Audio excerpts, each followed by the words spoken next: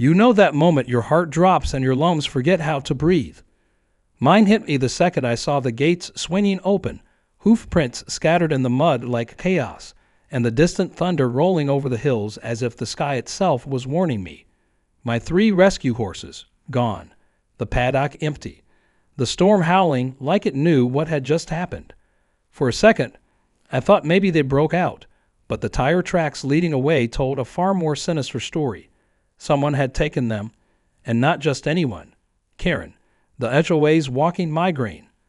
The woman who once called animal control on a turtle for loitering too long. The same woman who had been hovering near my barn earlier that day with a look in her eyes like she was on a mission from some deranged coarse god. She must have waited for the worst part of the storm to roll in before making her move, probably thinking I'd be too distracted to notice. Except I always noticed. These horses aren't just pets. They're federally registered rescue animals under USDA protection, with microchips, documents, and more oversight than most politicians. And Karen just committed a felony. Earlier that morning had felt like any other, the usual 5:00 a.m. wake-up call from Bo's neighing, the scent of alfalfa and wet earth, and the comforting sound of hooves tapping against the stall floor. I ran a private sanctuary for abused and retired horses that couldn't be adopted due to their trauma. Bo had been a parade horse until he was nearly worked to death. Luna was rescued from an illegal racing ring. And Jasper?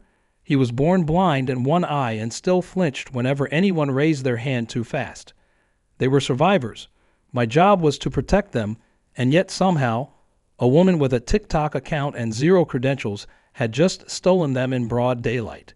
Karen had strolled onto my property around noon under the pretense of checking on the animals. That wasn't new. She always had a reason to show up. Last week, it was concerns about the horse's emotional well-being. Before that, she claimed the sound of Bo chewing hay was triggering her migraines.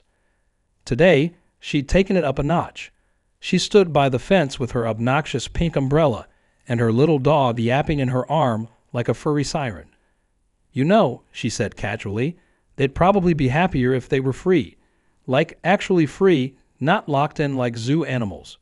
I ignored her like I always did, but I made the mistake of turning my back on her while I cleaned Jasper's stall. That's when I saw it, the way she was eyeing the trailer parked on the road just past the ridge.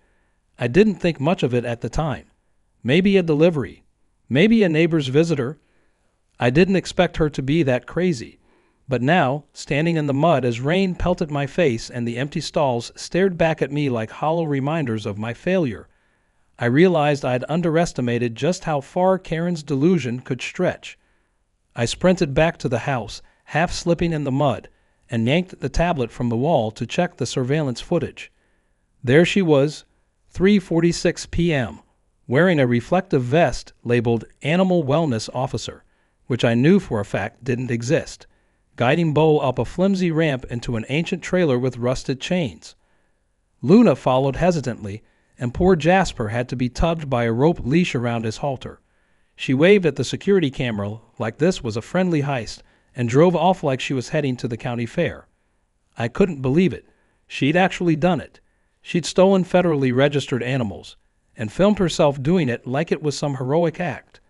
I immediately called 911, and to my surprise, the dispatcher took it seriously.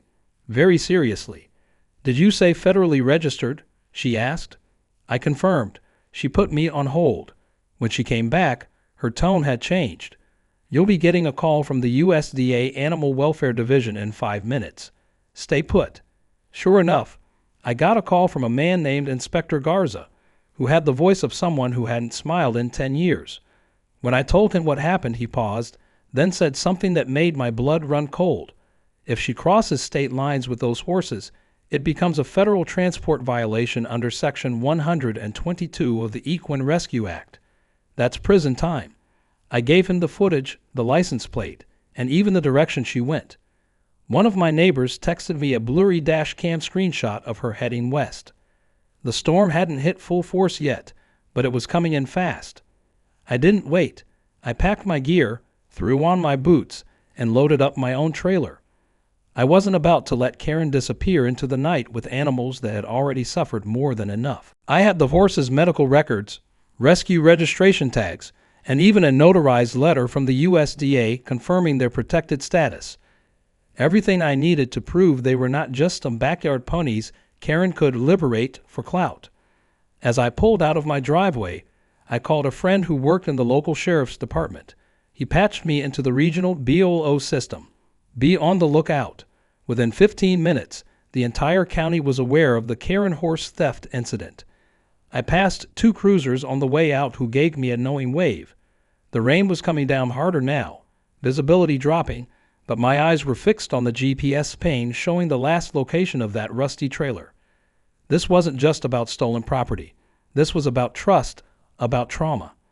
These horses had been brutalized, starved, neglected, and finally found peace. And now some self-righteous suburban vigilant with a superiority complex and a fake rescue vest had thrown them back into chaos. I gripped the wheel tighter as lightning lit up the road. I didn't know exactly where she was going, but I knew one thing for sure. I was going to find her. And when I did, she wouldn't just have to answer to me. She'd be facing a federal investigation, a very angry USDA officer, and 3 traumatized horses who deserved a hell of a lot better than this. The rain was relentless by the time I made it onto the main road. Wipers squealed against the windshield, fighting to keep my view clear as thunder cracked again, echoing off the hills like warning shots. The GPS pane from the dash cam footage wasn't perfect, but it gave me a rough direction. West, toward the older part of town where the land started turning to scrub and forgotten plots. Karen didn't have the resources to take the horses far. Her own car couldn't tow anything larger than a lawnmower, so she must have borrowed that dilapidated trailer from someone just as clueless. I couldn't help but imagine her driving it like she was leading some noble crusade, her stupid little rescue vest flapping in the wind while my injured horses trembled in the back. It boiled my blood. About 30 minutes down the road, I spotted a rust-covered mailbox leaning at an odd angle, with peeling letters that read Smith. I recognized the property. It used to belong to an older couple who bred goats before they retired and left it to their niece. That niece was Karen. The fence was barely standing, mostly chicken wire stapled to rotten wood, and beyond that, in the half-flooded yard, stood the trailer. My horses still inside it. My foot slammed the brake harder than I meant to, causing the tires to screech. I parked across the street and took a breath. The anger was overwhelming, but I couldn't afford to let it control me. Not now. I needed proof, witnesses, and backup. I called Inspector Garza first. He answered on the second ring. I told him I had visual confirmation of the trailer and possibly the horses. He told me not to approach and that a USDA field agent was already en route. The local sheriff's office had also dispatched 2 deputies. Stay visible, he said. Do not enter the property. We'll make sure everything is handled by the book. I agreed, then hung up and called a neighbor, Cynthia, who lived a few blocks away and had helped me during previous animal rescue inspections. She had a knack for recording things quietly and knew how to stay unnoticed. Within 10 minutes, she was parked beside me in her SUV, phone in hand, recording everything. The fence gate creaked open a few minutes later, and there she was, Karen in all her chaotic glory. She wore a rain poncho over that same ridiculous animal wellness officer vest, her hair soaked and matted to her forehead.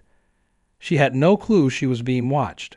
With exaggerated care, she unlatched the trailer door. Luna stumbled out first, her hooves slipping in the mud. Karen tugged on her lead like she was walking a dog. Bo followed, his usually bright eyes dull and uncertain. Then Jasper came last, stepping gingerly, clearly in pain. His bandage was soaked and hanging loose. I clenched my fists so tightly my knuckles ached. Karen led the horses toward what could loosely be described as a paddock, just a circle of broken plastic fencing around a soggy patch of weeds. She tied them to a metal swing set. A swing set. Jasper nearly collapsed as she patted him on the back and shouted, "You're free now. Breathe, baby, breathe." It would have been funny if it wasn't so dangerously negligent. Cynthia gasped beside me as Luna started trying to nibble at the moldy remains of an old pizza box lying in the grass. Karen was streaming Live Again, her voice projected across the field like she was giving a TEE talk. These animals have been liberated from imprisonment, she declared to the handful of viewers tuning into her social media feed. They were being overworked, locked up, and emotionally stifled. I have brought them to a place of peace and energy renewal. Cynthia zoomed in on her phone camera as Karen twirled in the rain, soaking wet and completely unaware that two marked sheriff cruisers were quietly pulling up behind her. The officers stepped out and immediately called her name. Karen Whitmore, step away from the animals. She froze mid-spin, confused, then puffed herself up like a rooster. You have no authority here, she shouted back. This is a sovereign animal sanctuary. That's when a third vehicle rolled in, an unmarked federal SUV. Inspector Garza stepped out, wearing a raincoat over his USDA badge. He looked every bit like the man you didn't want to argue with. Karen, of course, did anyway. You don't have jurisdiction here. These horses are spiritual beings, not property. I am their guardian now. Garza didn't flinch. He calmly held up a clipboard, flipping it open to show a printed USDA record with all 3 horses listed, photos included. These horses are federally registered rescues under the Equine Recovery and Rehabilitation Act. Their removal without authorization constitutes theft of federal property and endangerment of vulnerable animals. If you do not comply immediately, you will be forcibly removed. The deputies flanked him, hands resting near their holsters but not drawn. Karen's mouth opened and closed like a fish. She looked back at the horses, then at the live stream, then at the growing crowd of neighbors gathering at the edge of the property with phones out. I'm being persecuted, she finally shrieked. I have done nothing wrong. These horses begged me to take them. One of the officers moved forward to unclip Luna's lead, and Karen lunged toward him.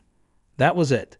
The other deputy stepped in and cuffed her with a practiced efficiency that came from years of dealing with exactly this kind of crazy. She screamed the whole time about conspiracies, rescue rights, and horse sovereignty, whatever that meant. Her stream caught every moment, including the part where she tripped and fell in the mud while being led to the cruiser. As soon as she was secured, Garza turned his attention to me. He let me inspect the horses under his supervision, and what I found made my stomach churn. Jasper's stitches were torn. Luna's hooves were cracked from standing in pooled water. Bo had a gash on his hind leg, likely from the swing set's rusted chains. I took photos, documented everything, and made sure the mobile vet was called immediately. Cynthia kept recording. Garza was already making calls, ensuring the charges would stick. Before they loaded Karen into the cruiser, she shouted one last gem over her shoulder. You'll all regret this. I'm the voice of animals. You're just part of the meat industry machine. The deputy raised an eyebrow and slammed the door shut behind her. I watched as the cruiser pulled away, the red and blue lights fading into the mist. I turned back to my horses. They were scared, filthy, and hurt, but they were alive. I could fix this. I would fix this. But Karen had no idea just how much trouble she was really in. The theft was just the beginning. The federal charges would come next, and then a courtroom showdown that would be watched by every animal rescue organization in the country. She wanted to be famous. She was about to be, for all the wrong reasons. The next morning, I woke up to nearly 200 unread messages and over 30 missed calls. My phone had become a war zone of notifications, texts from fellow rescue owners, emails from news reporters, voicemails from animal welfare nonprofits, and even a message from a late-night talk show producer asking if I'd be interested in sharing the story of the Great Horse Heist on national TV. I wasn't ready for any of that. My priority was making sure Bo, Luna, and Jasper were alive, stable, and beginning to recover from whatever trauma Karen's ridiculous stunt had inflicted on them. The vet had stayed most of the night at my barn, working through the rain to clean wounds, rebandage stitches, administer fluids, and assess any psychological distress. Bo was mostly quiet, not his usual affectionate self. Jasper flinched at every unfamiliar sound. Luna stood rigid in her stall, her ears twitching constantly as if still anticipating danger. It broke my heart, but I had to push that pain down and deal with what came next. News of Karen's arrest had spread faster than I expected. It wasn't just the usual local gossip or a few comments in the neighborhood Facebook group. This was wildfire-level viral. Someone had clipped the footage of her shouting, "You can't arrest a rescuer," and falling face first into the mud, and it was already racking up millions of views across every platform. The meme versions were especially brutal. One showed her face photoshopped onto a knight charging into battle on a hobby horse, with the caption, "Liberator of Hooves." Another had her mug shot overlaid with the words, "Wanted for crimes against hay." I didn't even know who was making them, but they were everywhere. Reddit had picked it up under r/ entitled people, and from there, the floodgates burst. It wasn't long before I was being tagged in threads with thousands of comments, most of them expressing outrage or disbelief. Despite the absurdity, there was a darker layer to it. Several rescue centers I knew personally began sharing their own stories about people like Karen, self-proclaimed animal activists who acted without licenses or knowledge, interfering with trained rehabilitation. Some had caused lasting damage, others had been reported and banned, but none had gone as far as full-on theft. My story became a sort of rallying point, a case study in the danger of misplaced rescuer complexes. Animal legal defense groups started calling. One attorney offered to represent me pro bono if I wanted to pursue civil charges. And then came the USDA press conference.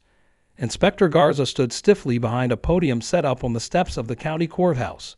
Cameras lined the sidewalk. Microphones bobbed in the wind like confused birds. He kept it short and professional, but he didn't pull any punches. He confirmed that the 3 horses were registered under federal protection and that their unauthorized removal triggered multiple violations under the Equine Protection and Rehabilitation Statute. He laid out the charges against Karen clearly: felony theft of federally registered animals, animal endangerment, impersonating a federal officer due to her fake vest, obstruction of an official investigation, and trespassing. He even hinted that additional charges were pending, depending on the vet's final medical report. Karen's name was now etched into national headlines, not as a hero, but as an unhinged thief who thought she knew better than professionals. The best part, Garza brought visual evidence, photos of the horses' injuries, footage of Karen tying them to the swing set, even a screenshot of her live stream where she declared she'd rescued them from horse prison. You could hear the reporters murmuring and chuckling during the broadcast. One journalist later wrote that Karen set back legitimate rescue work by a decade in under 24 hours.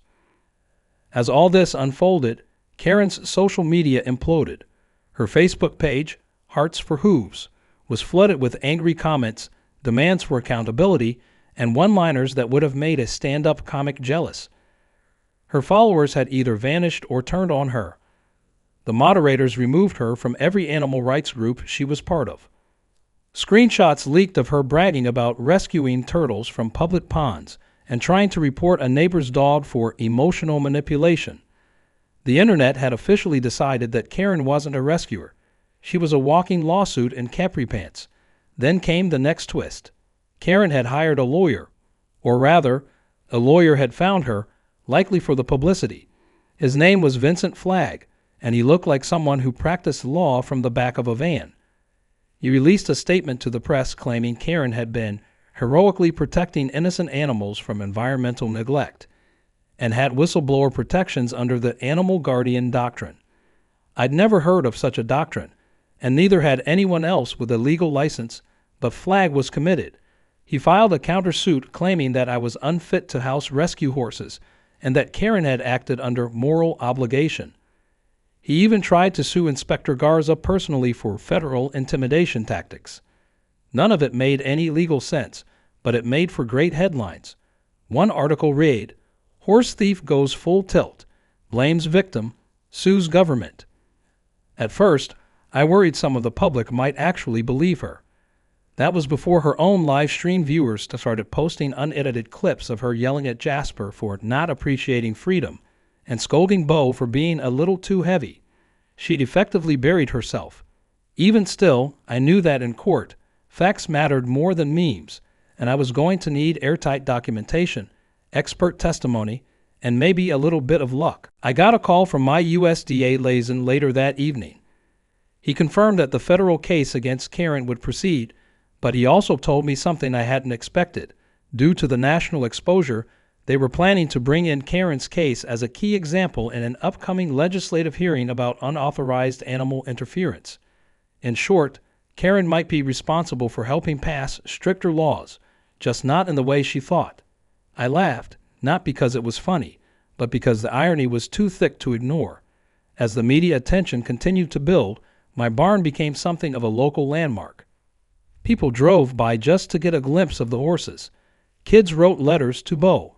A teacher from a nearby school emailed to ask if they could do a field trip once things calmed down. One reporter asked if I'd be open to doing a documentary. I politely declined all of it. The attention was overwhelming, and I needed to focus on healing the horses and, truthfully, myself. I stood in Jasper's stall that night, gently brushing his mane. He leaned into me a little, just enough to let me know he trusted me again. The storm had passed. The fences were reinforced. The locks had been upgraded. And Karen? She was about to walk into a courtroom filled with angry experts, federal agents, and undeniable evidence. She wanted to be the face of animal liberation. Instead, she was becoming a cautionary tale. And I still had a front row seat to the disaster she'd made for herself.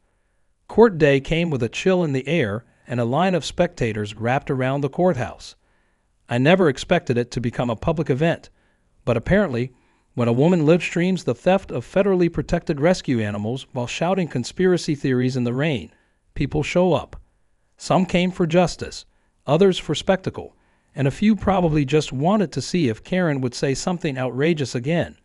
I arrived early, dressed plainly, my documents organized and tucked under one arm, and my USDA liaison walking beside me. Garza met us at the entrance with a nod, looking every bit the no-nonsense officer he was, clipboard in hand, eyes scanning for chaos. It didn't take long before chaos arrived. Karen pulled up in a pastel pink van plastered with flower stickers, a hand-painted sign reading "Animal Truth Warrior" hanging lopsided from the passenger door. Her lawyer, Vincent Flagg, trailed behind her like a defeated intern. Karen stepped out dramatically, wearing a cape, an actual velvet cape with horse silhouettes sewn into the hem. Her head was held high as if she was the one delivering a keynote speech and not facing federal charges. The moment she saw the cameras, she put on her best hero under fire expression and began yelling to the crowd about freedom for all four-legged citizens. Inside the courtroom, the judge was a no-nonsense woman in her late 60s who immediately made it clear she had no patience for theatrics. She reminded everyone that this was a federal case, not a circus. Karen tried to object to the term theft, claiming she was engaged in an emergency rescue mission. The judge silenced her with a glare and told Flagg to get his client under control. Flagg, clearly regretting every decision that led him to this point, whispered something to Karen that caused her to roll her eyes and mutter something about ignorance in the system. The prosecution began with the footage. The courtroom went silent as the screen showed Karen arriving at my barn in the middle of the storm, her ridiculous vest reflecting light in the rain as she cooed, "Come here, baby horses. Mama's got you." Bo hesitated. Luna looked confused. Jasper tried to back away. She still tugged him in anyway. The moment the video showed her waving to the camera before driving off, the judge actually sighed out loud. The prosecution then showed the aftermath. Photos of the horses in her muddy yard, tied to the swing set, their injuries clearly visible. The vet's report followed, confirming dehydration, infection risk, reopened wounds, and signs of distress. The judge asked for clarification on the swing set. When she heard it was held together by zip ties and scrap metal, she stared at Karen like she was staring at a dumpster fire. Karen was allowed to testify, and of course she took the opportunity to turn the courtroom into her personal soapbox. She declared that traditional animal care was a government lie, that horses didn't need medical treatment but emotional resonance, and that she had performed a spiritual extraction of their trauma. She called me a hoarder of horse emotions and accused Garza of being a hoof tyrant. At one point, she tried to play a voice memo of herself whispering affirmations to Jasper, claiming it was therapeutic evidence. The judge shut it down and threatened contempt if she continued. Vincent Flagg tried to redirect the testimony, but Karen insisted on explaining that her cape was symbolic of shelter from systemic abuse. There were audible snickers from the gallery, and the bailiff had to warn people twice. When it was my turn, I kept it simple. I laid out the facts. The horses were registered, federally protected rescues. Their files had been updated with the USDA monthly. They were under treatment plans that included vet care, behavioral therapy, and controlled environment. Karen had no training, no certifications, no legal right to interfere. I explained how Jasper's injury nearly led to infection because of her negligence, how Luna had refused food for 2 days after being recovered, how Bo had stopped approaching the gate when I came to feed him. I looked the judge in the eye and said, she didn't rescue them. She re-traumatized them. Garza followed with documentation from the Federal Registry, copies of Karen's fake vest, the social media posts bragging about her actions, and the long list of past complaints from neighbors and groups she had attempted to help. One report detailed her entering a backyard to liberate a tortoise, only to accidentally release it into a highway drainage system. The courtroom's tone shifted from absurd to serious as the weight of her actions became undeniable. Flagg's defense rested mostly on Karen's intent, insisting she believed she was doing the right thing.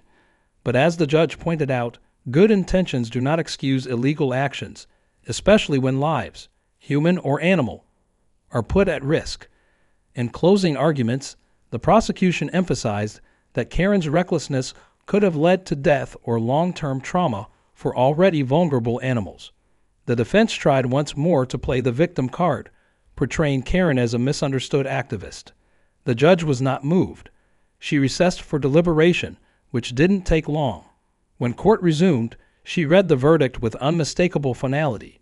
Karen was found guilty on all primary charges: unauthorized removal of federally protected animals, animal endangerment, impersonation of a federal officer, and obstruction of federal investigation. Sentencing followed immediately. Karen was ordered to serve 18 months of supervised community service with a licensed animal therapy center. She was banned from owning, fostering, or interacting with any animals without a federal review. She was fined heavily for damages, vet bills, and violation of property rights. But it was the final part of the sentence that left the room silent. She was required to undergo psychological evaluation and take a mandatory course in animal welfare education before ever being allowed near a rescue center again. Karen tried to protest, shouting something about the Constitution and cosmic animal energies, but the gavel cut her off. The judge dismissed her tantrum without flinching. As the courtroom emptied, reporters swarmed. Garza slipped out a side door, and I barely made it through without being asked for interviews. I declined all of them. I just wanted to go home. On the way out, I passed Karen as she was being led away. Her cape was soaked, her face blotchy, her eyes wild. She glared at me like I had stolen something from her, but I didn't say a word. There was nothing left to say. Outside, the clouds had finally broken apart, a streak of sunlight cutting through the gray. I stood there for a minute, feeling the warmth. I thought about Bo, Luna, and Jasper waiting at home. I thought about everything they'd endured and everything I'd fought through to protect them. Karen might have thought she was the hero of her story, but now the world knew better. And the next time someone thought about pulling a stunt like hers, they'd remember this case and think twice. 2 weeks after the trial, things began to quiet down around the barn, though life hadn't returned to normal, at least not the normal I once knew. There were fewer reporters at the gate and fewer curious neighbors peeking in from their cars. The frenzy of Karen's viral downfall had begun to fade into the ever-churning social media memory, replaced by the next outrageous story. But for me and the horses, recovery was slow and intentional. Jasper finally began letting me touch his bandaged leg again without flinching. Luna nuzzled into my chest when I brought her fresh hay. Bo started trotting on his own across the paddock again, even if a little cautiously. They were healing, but the scars weren't just physical. They had been torn from safety, jolted into chaos, and dumped into the backyard of a self-proclaimed savior with no clue how fragile their lives were. I spent more time with them than ever, walking with them at sunrise, feeding them by hand, and even sleeping in the tack room some nights just to be near in case they stirred. People from all over the country had sent letters, gifts, even donations, enough to upgrade the barn security and invest in a brand new rehabilitation enclosure lined with soft rubber flooring, temperature control, and state-of-the-art medical stalls. A retired equine therapist offered to volunteer every weekend, and a vet tech sent from a neighboring state dropped by twice a week to check their progress. I hadn't asked for any of it, but the outpouring was humbling. What Karen had meant for disaster had somehow become the catalyst for a stronger, safer future for the horses. Meanwhile, Karen's own journey had taken a sharp turn in the opposite direction. True to the court's sentence, she had been assigned to the Whispering Trail Equine Therapy Center, a serene and respected facility known for working with trauma survivors, both human and animal. Under close supervision, she was required to clean stalls, scrub water troughs, sweep barns, and feed horses, all under the eye of licensed professionals. Her cape and vest had been confiscated. Her phone was locked in a locker every morning. No live streams, no hashtags, just work. Real, gritty, humbling work. At first, the staff told me she resisted. She argued about which way hay should be spread, insisted horses needed crystals in their feed buckets, and tried giving impromptu speeches on animal telepathy. But over time, the complaints quieted down. Whether it was humility finally settling in, or the reality of having to shovel manure at sunrise, Karen began to change, or at least grow silent. Word of her mandatory assignments spread across her old circles.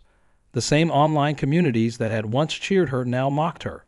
Her attempt to create a documentary about her trial was blocked by legal injunction. Her countersuit had been thrown out with prejudice, and her name had become shorthand for everything rescue professionals warned against, arrogance disguised as compassion. Even her HOA, perhaps the most unexpected twist, issued a community-wide letter denouncing her actions and enforcing new rules around animal ownership, citing her incident as a civic embarrassment. The HOA president, a rigid man named Clive who once fined me for using the wrong mailbox paint, had personally apologized for underestimating her capacity for chaos. That alone felt like an eclipse. One afternoon, as I sat in the paddock with Jasper curled beside me, I received a call from Inspector Garza. His voice, as usual, was calm and direct. He told me something I didn't expect. Apparently, while reviewing Karen's case file, the agency discovered that she had a long-standing warning on her record. 2 previous incidents where she interfered with protected wildlife habitat. And one, she'd released caged rabbits from a recovery center, believing they needed fresh air and sage smoke therapy. The consequences of those actions had been minimal at the time, written off as eccentricity. But now, combined with her felony conviction, her behavior had triggered a more serious review by a federal watchdog committee. Garza explained that Karen would not only remain under probation, but might also be subject to permanent restriction from federal properties and any government-certified animal facilities. She wouldn't be pulling this stunt again. As strange as it sounds, I didn't feel triumphant. I felt tired, not defeated, just weary. The whole ordeal had drained something in me, something I hadn't realized was fragile until I saw my horses disappear that night in the rain. But with that fatigue came something steadier, a sense of clarity. I had fought for them, protected them, and seen justice done, not just through punishment but through awareness. Because of what happened, regulations were being discussed at the federal level. Bills were moving through early stages to tighten restrictions on self-proclaimed rescuers and ensure better vetting before anyone could claim the title. Karen had unwittingly handed the system a glaring example of what could go wrong. Her name now lived in legal briefings, committee memos, and training materials. That was a legacy she'd never planned on. One of the most surprising moments came a month later when I was invited to speak at a national conference for equine rehabilitation leaders. I stood in front of a quiet auditorium, not as an expert but as a witness. I told them about Jasper's limp, about Luna refusing to eat, and about Bo standing still for hours after he came home. I told them about Karen tying rescue animals to a child's swing set and calling it freedom. I told them how the law worked, how it failed at first and how it eventually rose to protect those who couldn't speak for themselves.